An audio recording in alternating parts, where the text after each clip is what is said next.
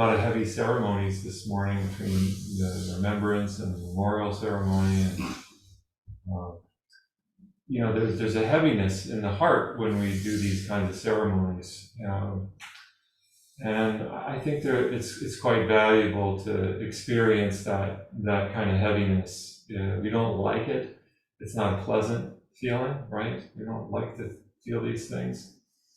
Yet there's something that gets fed in us when we remember those that we've lost in some way, maybe beyond what words can comprehend.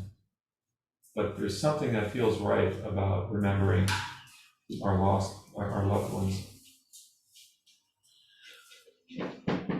So today I'd like to offer a talk. I'm thinking it's part one of maybe 2 or 3 parts on the subject of non-attachment in Zen, and how it may be understood for us. And sometimes when I offer these talks, especially to a group that I don't know everybody, I feel like it's like shooting arrows in the dark, trying to hit the bullseye. And so I really welcome your questions and comments about what I'm about to share, to help for the purpose of clarifying it. Right? The Dharma is not taught by one person. I see it more as a dialogue. It's a dialogue, and through dialogue, the truth becomes manifest. So I'm going to just share some things, and you might agree with them, you might disagree with them, or you might have questions about what I share here. So I want to encourage you to ask questions about it, and to help us clarify together what this what the Dharma is for us. We should be aware whenever we're talking about the Dharma, that it is often couched in a context, history, and culture that's different from the one that we presently live in. So the context is often a monastic context, meaning the Dharma was taught. So when I shared the words of Dogen, for example, he was primarily, in many cases, not in all, but in many cases, he was talking to his monks, homemakers. Whereas I'm talking with lay people. And Dogen's talking in the 12th century. I'm talking in the 21st century. Dogen and his writings come out of the culture of Japan. We are living in the United States. All of those things are going to change the way we perceive what we hear. And we don't want to just blindly accept what we're hearing without raising some serious questions. So I'd like us to share a story that I heard from the Venerable Thich Nhat Hanh about cows. And there was the Buddha and his disciples were walking one time. They were doing their morning walking meditation. And a very harried and anxious farmer was running towards them. And he stopped the Buddha and said, "Sir, have you seen my cows? They've all escaped from the yard that they were grazing in. Have you seen them?" And the Buddha said, "I'm sorry, we have not seen any cows coming this way. You might want to check the other direction." So the man hurried off into the other direction. The Buddha then turned to his students and he said to them, "Aren't we lucky? We don't have any cows." We don't have any cows. And so, again, talking with a monastic audience, these are people that have completely let go of all worldly possessions. They are ones that have ownership of 3 robes and 1 bowl. And imagine from a perspective of somebody who owns a lot, how that might be taken. by these people that have zero, or by us today. I don't know about you, but as somebody who has moved in the monastic world, in and out of it, there's something very liberating about not having ownership of things. And I think that's the place the Buddha is coming from here, is that when we own things, they become a burden to us. They become a great burden. They can become a great burden to us. Part of the reason for me offering this Dharma talk to you is just to share just transparency here. For many years, I lived with my teacher and in a temple where I owned very little. I was wondering if I should get rid of my car. I had a car that I had bought prior to becoming a monk, and she said, "Keep your car." I said, "Oh, okay, keep my car." Because we were in a rural part of the country, rural Pennsylvania, and not having a car didn't mean I was going to have a bus. There was no buses that were coming or other modes of transportation. We had to go to the grocery store. So it just seemed to make sense to own a car. But I was living off of the generosity of the people at the temple that offered dana because of retreats. I was given food and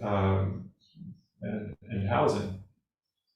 I had more than 3 robes, though, and a lot of different robes and various kinds of clothes, but I tried my best to keep it fairly simple. And at some point, I made a conscious decision that I wanted to get married, and that completely changed everything for me.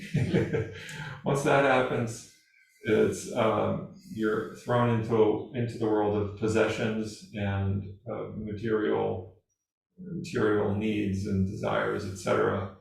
So was this before or after you met Jiso that you decided you wanted to be married? Oh, it was before. Before. Yeah, it was well before. And that's another story. I don't want to go into that right now, but now, today, I'm an owner of property, which I have mixed feelings about, because I made these vows to let go of all of this stuff. But in the Soto Zen school, things have evolved a little bit differently, and you can be a priest, not exactly a monk anymore, and marry and have property. So we have this property that we bought from my mother and father-in-law. They were in the rental housing business for a couple of decades, and so we bought this house from them as a way to generate income, and so we've had it for the past maybe 4 or 5 years. And trying to understand how to manage a property and how to manage the tenants of the property. And it's interestingly because we've had consistently bad experiences with people who do just trash the apartment after you put all of this loving kindness work into the space, and then to have the experience of having to redo things, to fix things, to clean things up after people who don't give a damn. And it's had me raise the questions for myself around these ideas of non-attachment and this story of the Buddha of becoming aware of our cows and recognizing I got a lot of cows now.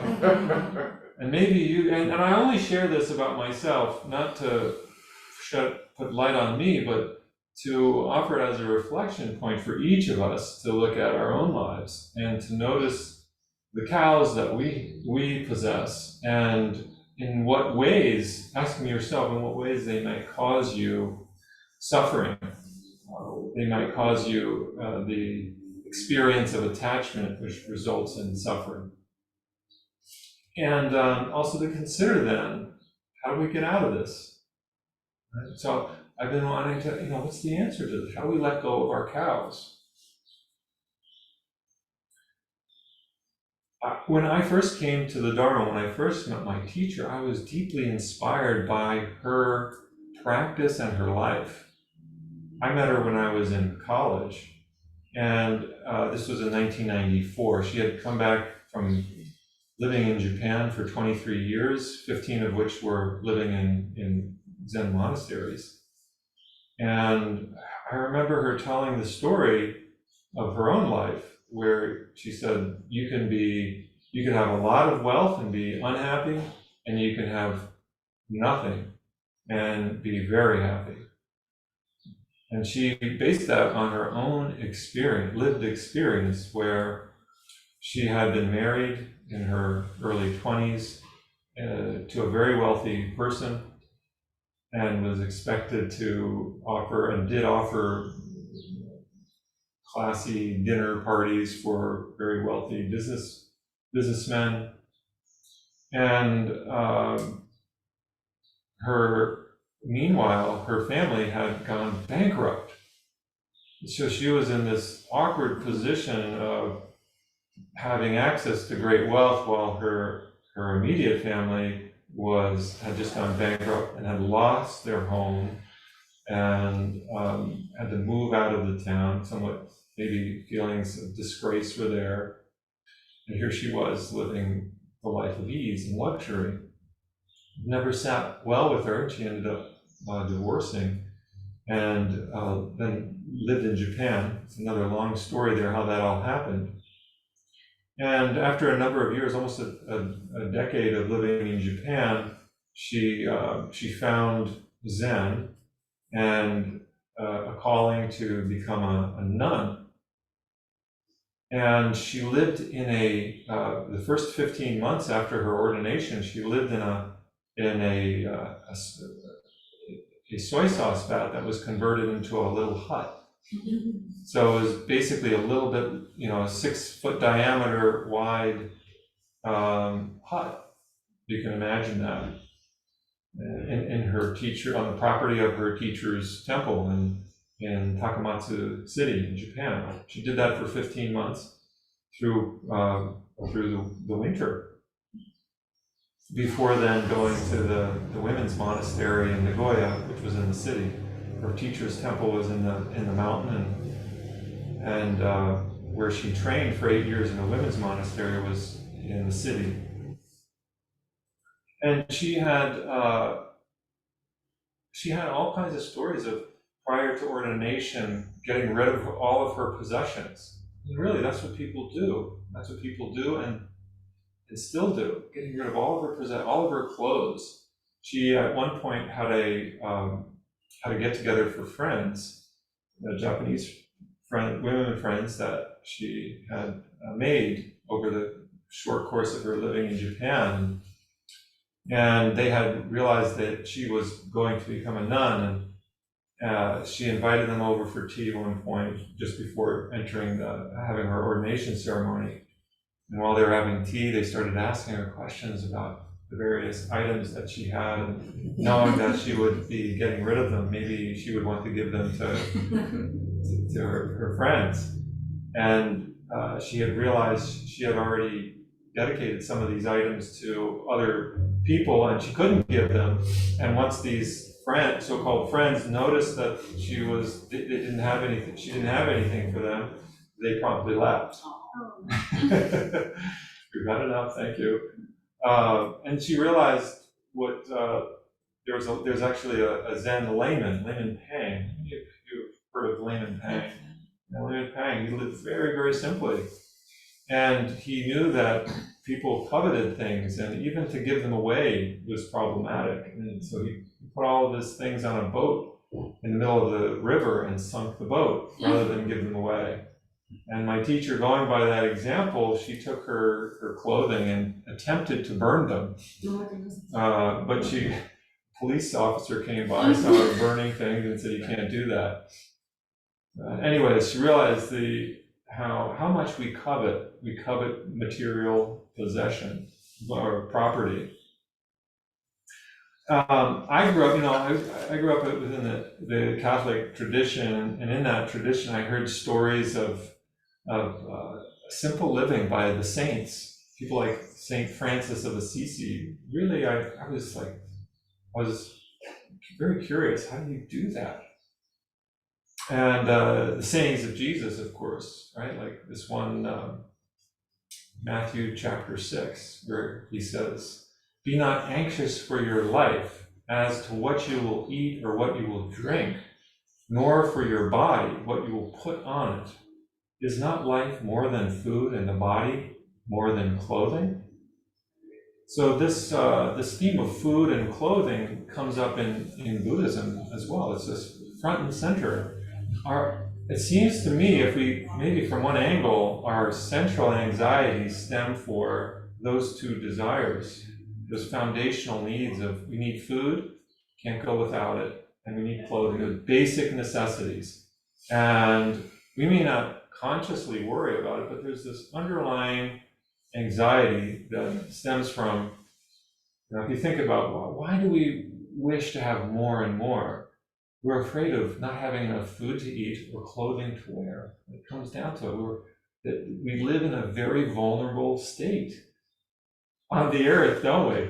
Just based on existence, we live in our life is short, and we're it's not just a desire, it's a basic foundational need: food and clothing, warmth, love, basically love. And so we worry about their absence. Listen to this from Dogen. He says, "Students of the way, do not worry about food and clothing. Just maintain the Buddha's precepts and do not engage in worldly affairs. The Buddha said to use abandoned rags and clothing and beg for food." Sounds very similar to what Jesus said. I'm taking this from Shobogenzo Zuimonki. How many of you have heard of this particular saying? Just a few people. So a lot of people, how many of you have heard of Dogen? Okay, a lot of people have heard of Dogen. How many of you find Dogen really impenetrable? Yeah. So this little thin, slim volume of writings is a precursor to Dogen's writings, Shobogenzo, the more difficult esoteric writings. This is really easy to understand. It's fairly straightforward. It's not as nearly as poetic as some of Dogen's other writings. And I really recommend it as a foundational text to understanding any of Dogen's later writings. These are recorded sayings. He did not write this. They were sayings that were recorded by his disciple, Kon Ejo. But they're really, really practical instructions. With regard to clothing, there is this robe called the funzoe. Did I tell you about the funzoe here? Maybe you remember. Yeah, it's the one time. Yeah, I talked about funzoe, but how many of you are sewing rakusus right now? Just one. Okay. Well, some of you have the rakusus, the Buddha robe.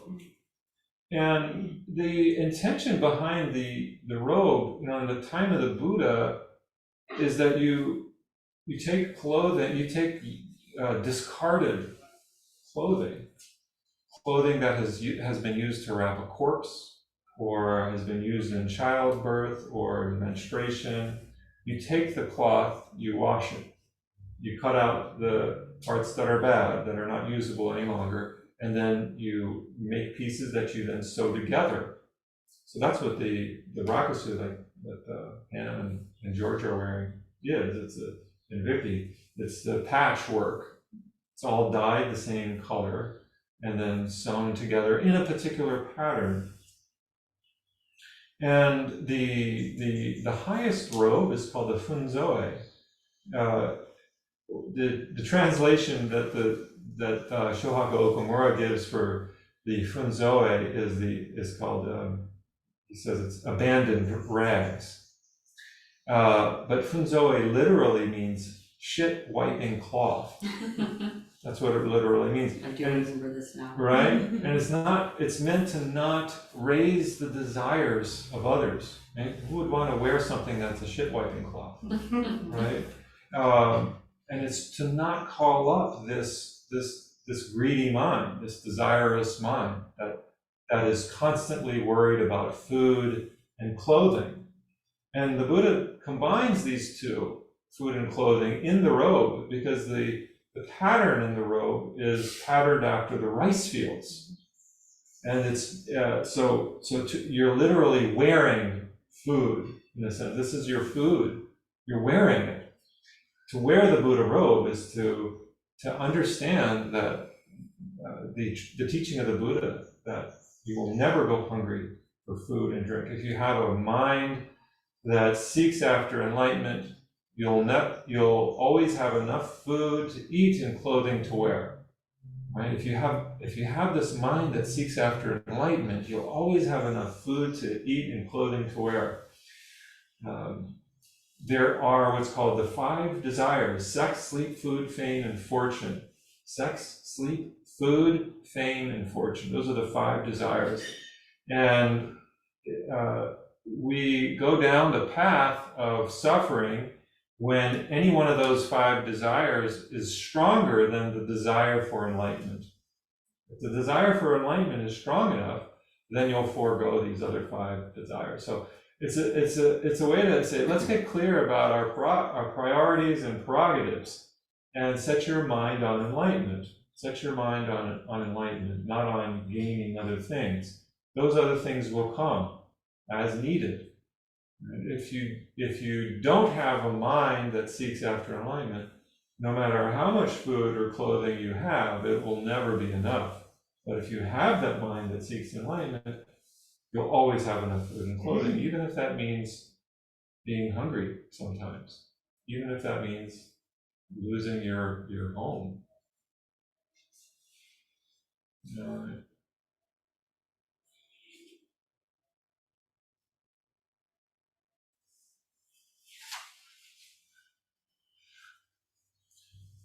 Dogen, also in the Zui Monkey, he says, do not forget the swiftness of impermanence, nor be disturbed vainly by worldly affairs. As long as your dew-like human life lasts, think exclusively of the Buddha way, and do not be disturbed with other things. Think exclusively of the Buddha way, and do not be disturbed by other things. Keep it really super simple. We just focus on one thing. Do what you need to do, and don't get too distracted by all of these other things that are out there. So I want to just, how do we do this, given our many possessions? So at least I want to end there with that question. How do we actually do this, given our many possessions? How do we actually practice this? As lay people, how do we actually practice? I'll end there.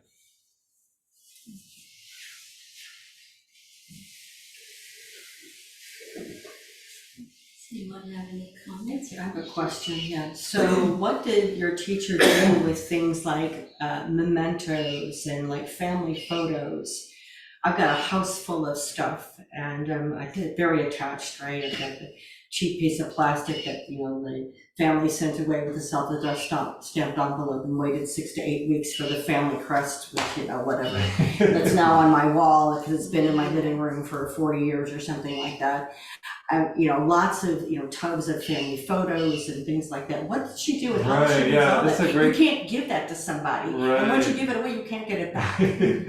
On like a shirt or this is just kind of a prelude to the next talk. I wanted to talk about how my teacher also acquired things too, after coming back from Japan. And living with my teacher anyways, you see like, oh wait, what is it? My question was, how do you actually live a really simple life? I wanted to live you know, I almost hesitate to say it because it gets misunderstood, but living in poverty, living simply, not being worried about these material possessions. And I saw my teacher as an example of that. And she did that. She got rid of all of her stuff. At least so I thought. But then when you start poking around a little bit, you notice, oh, wait a minute, she didn't get rid of that, did she? She didn't get rid of those things over there.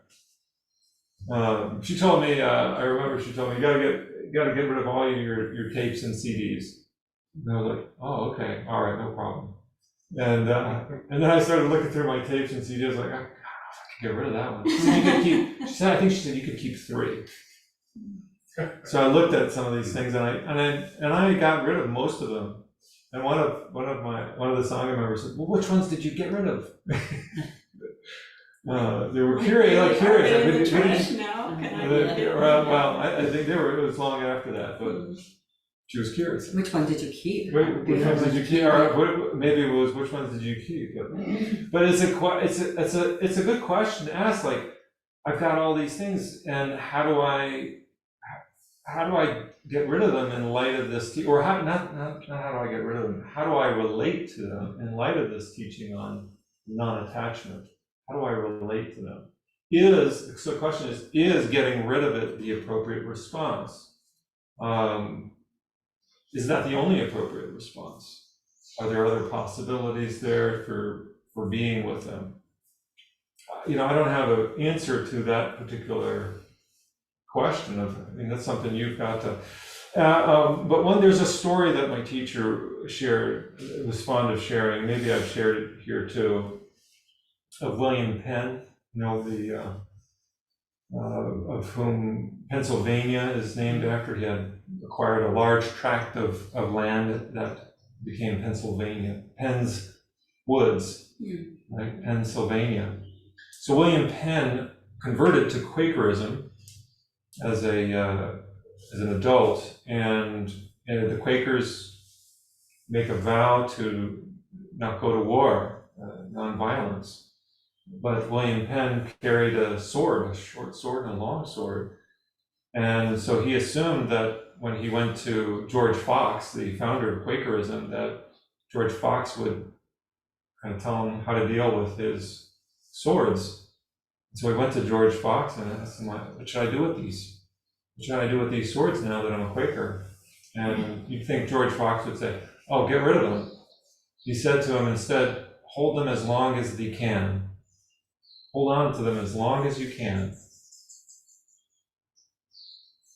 So in other words, it's not, he's letting this process of letting go is not something we can force.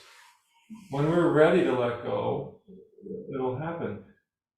But a caveat to that is that sometimes the universe pulls things away from us, whether we're ready to let go or not ready to let go. And my teacher experienced that as well. Forced out, right? Forced to let go. So really, these teachings are preparing us for the inevitability of the ultimate letting go, which is our own body-mind. The ultimate letting go. These teachings are preparing us. You can do it now, or you can have it done. One way or the other. It's interesting timing, because I was just glancing through the newspaper this morning before I came, and I glanced at the advice column, Dear Amy, something like that. Anyway, somebody was writing in and saying, he came from a family of hoarders, and that he had, weaned himself off of that, and he was very careful about, thoughtful about his possessions. He was about to move in, or his girlfriend was about to move in with him, and he had noticed that she seemed to be fixated almost on the other side of things, getting rid of things, and having a space with no pictures on the wall, nothing, and he asked Amy, who said yes, there is a kind of compulsion in people who, want to clear out their space and then end up throwing away things they need and then go later and buy, have to buy them, so it's kind of a different. That's kind the other of side of it. attachment. Yeah, it's a different kind of attachment. Getting rid of things too quickly Mhm. could be a problem as well. Not usually. What were the 5 desires again? Sex, sleep, food, fame, and fortune. SSFFF. Fame, fortune, okay. Because to me, sleep and enlightenment is the same thing. And I don't know if I even have a question, but like,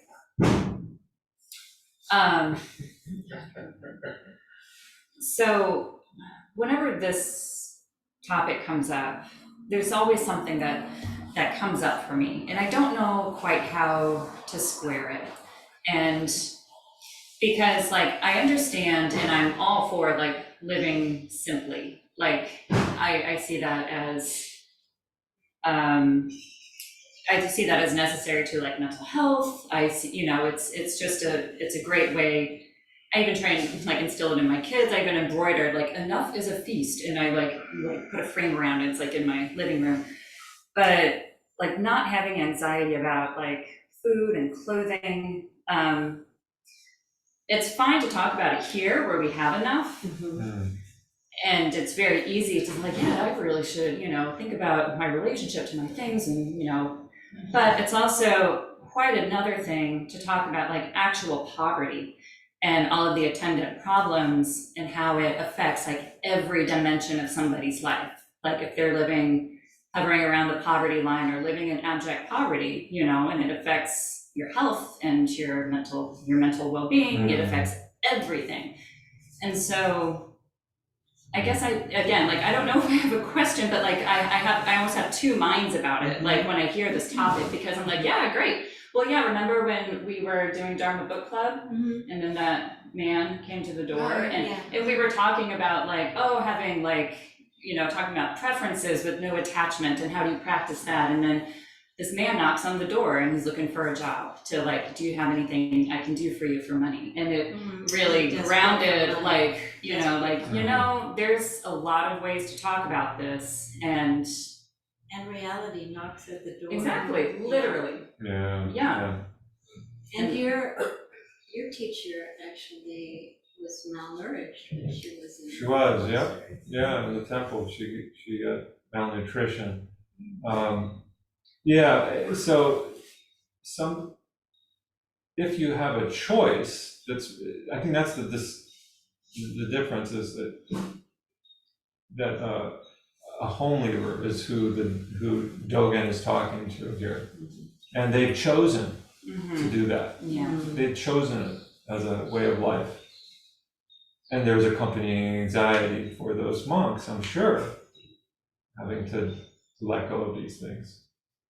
But then what if you grow up in that situation? That's probably the last thing. You wouldn't choose that if you had to, right? That's not so there's a big difference there if you choose it versus if you are, that's your situation by default. And in that case, it's a completely different orientation to this whole issue. To ask somebody, so I would never, this is not to say that people who are in poverty should stay in poverty and think of it as a good spiritual training. That's not, that would be an abuse of spiritual teachings. That would be an abuse of, you got enough, you should be grateful. No, that's not a virtuous before, right? Yeah. So we got to be careful not to do that. This is for those of us who are here and have enough, and yet realize there's something more. And it's just to say, yes, there is something more than this. Isn't there also a difference? Because I hear what you're saying as well, and it feels like a conflict almost.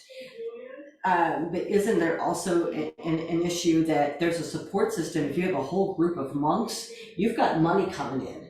You've got money coming in for food, you're sharing your food, And a homeless person doesn't necessarily have that institution, that structure, so maybe that's part of the difference, unless you're a mendicant, maybe.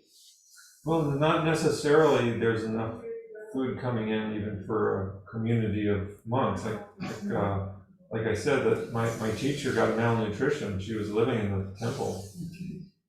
So it doesn't guarantee that, but your point about institution, yeah, there is some structure there that also makes it different, and there's the commitment to live an upright life despite the difficulties of life. It's like when I went to China, there was a lot of poverty, and the monks were doing well in that. It doesn't mean that they were living high on the hog, but the food was very good and very plentiful. And that's where, yeah, goes into also Dogen's experience of the decay of the Dharma amongst the monastic community, where they're actually living too well. Oh, really? Good Dogen was really critical of the Buddhism of his time. That's what we're going to get into next when we do the Genjo Koan retreat. We're going to look at a little bit of Dogen's life in June. So come to that. We'll learn a little bit of the history around when Dogen lived. That's what I've been doing this past weekend, is studying up on that stuff. Yeah. Yes. Sure. I would just like to touch on something you were kind of mentioning, Vicky, of like there's this difference between like having something you personally own versus something that's kind of in the commons, that's shared. Like there's a difference between like having a wall of books in your home that maybe you read at one point but you're just holding on to now, versus having like a public library where you don't own it but it's still there, accessible to you. Mm-hmm. And a lot of these stories we tend to hear in Zen around like personal possessions. It's like the man with his cows rather than like managing a community resource. So I was wondering if you could reflect a little bit on these sort of these other things that maybe we can access if we want to, but it's not necessarily ours. Right, and I think the example of the library is really apropos. It's exactly right on. Right, where things are commonly held, but no one person owns them.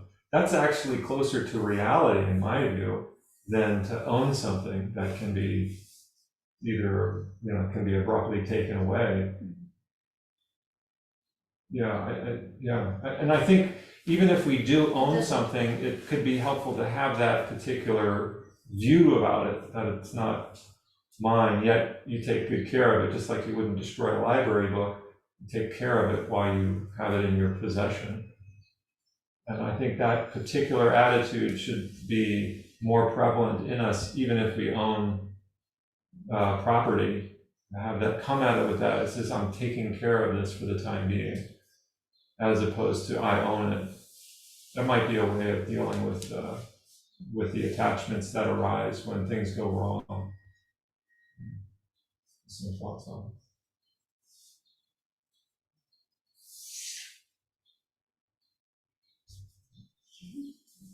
I think Daishin. Final response?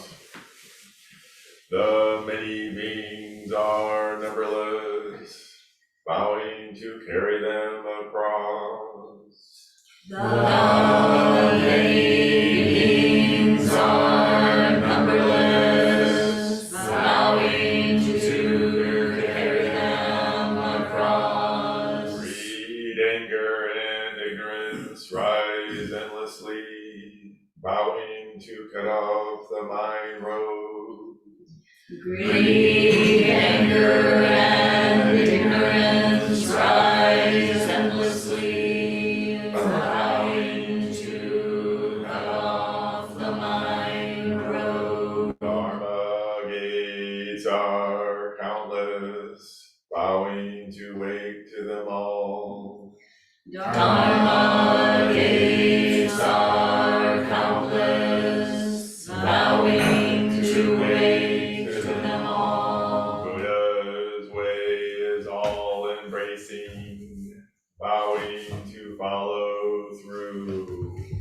Buddha's way is all embracing, bowing to follow through. Thank you, everyone. We can, just as a note, we're listing now, we're posting the month's events or the schedule for a couple months ahead on the board in case you wonder what's coming up. And also remember that Donna Hole, who are not on the list.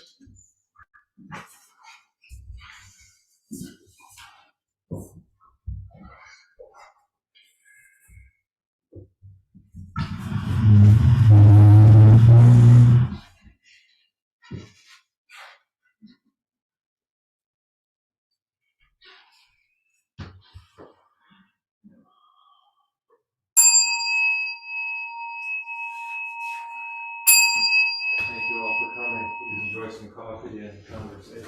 Thank you.